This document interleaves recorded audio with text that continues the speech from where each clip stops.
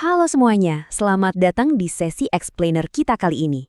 Hari ini kita bakal menyelami satu mata kuliah yang benar-benar jadi fondasi buat siapapun yang nyemplung ke dunia hukum atau ilmu politik, yaitu ilmu negara. Secara khusus nih, kita akan membedah pemikiran luar biasa dari Bapak Ilmu Negara kita.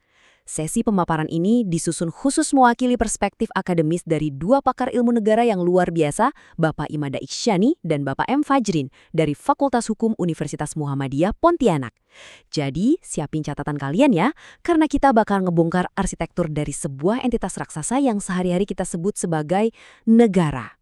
Oke, biar gampang ikutinnya, ini dia peta jalan belajar kita hari ini.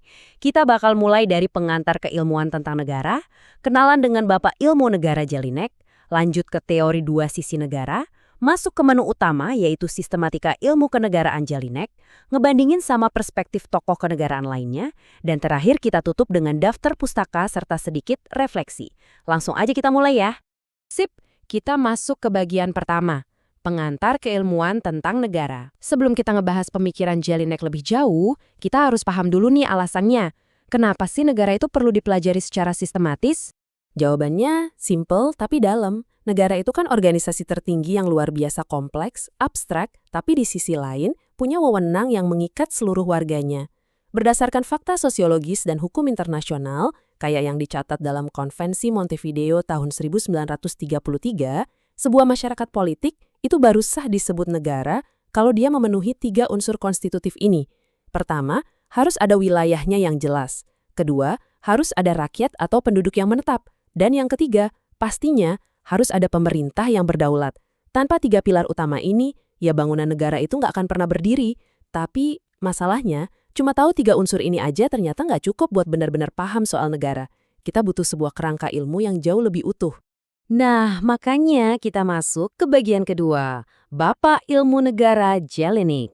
Disinilah momen game changer dalam sejarah keilmuan kenegaraan terjadi. Bayangin aja, sebelum penghujung abad ke-19, teori-teori soal negara itu masih lumayan berantakan sejak zaman Yunani kuno. Nah, masuklah seorang sarjana asal Jerman bernama George Jelinek. Di tahun 1882, dia merilis karya monumentalnya yang berjudul Allgemeine Staatslehre. Jelinek ini cerdas banget. Dia ngumpulin semua bahan tentang negara dari berbagai peradaban masa lalu, terus dia susun jadi satu sistem yang utuh dan komprehensif. Gara-gara mahakarya ini, ilmu tentang negara akhirnya sukses berdiri sendiri jadi sebuah disiplin ilmu yang mandiri dan universal. Gak heran kan kalau Jelinek ini langsung dinobatkan sebagai Bapak Ilmu Negara. Lanjut ke bagian ketiga, teori dua sisi negara. Kalian mungkin penasaran, apa sih rahasia dari kerangka berpikir Jelinek sampai-sampai bisa serevolusioner itu? Kuncinya ada di metode pendekatannya yang legendaris banget, yaitu Zwei-Seiten-Theorie atau teori dua sisi.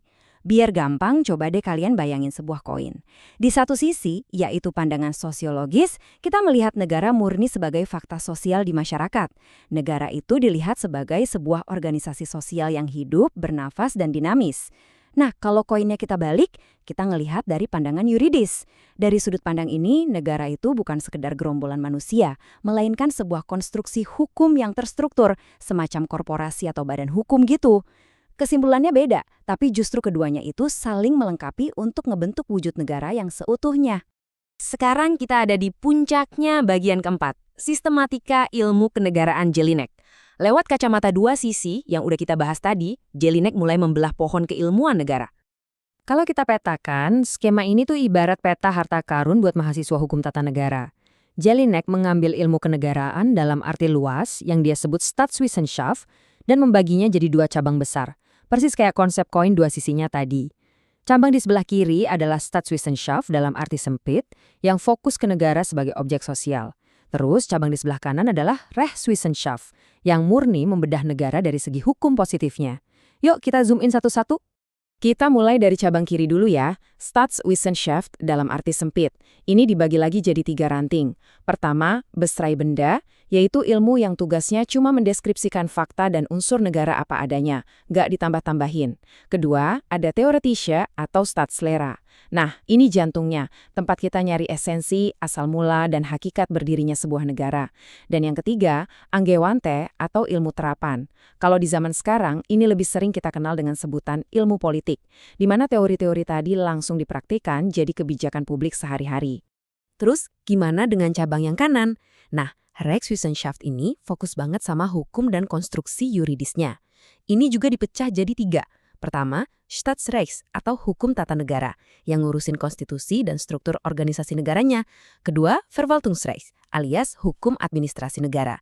Ini yang ngatur mesin birokrasi pemerintahan dari hari ke hari.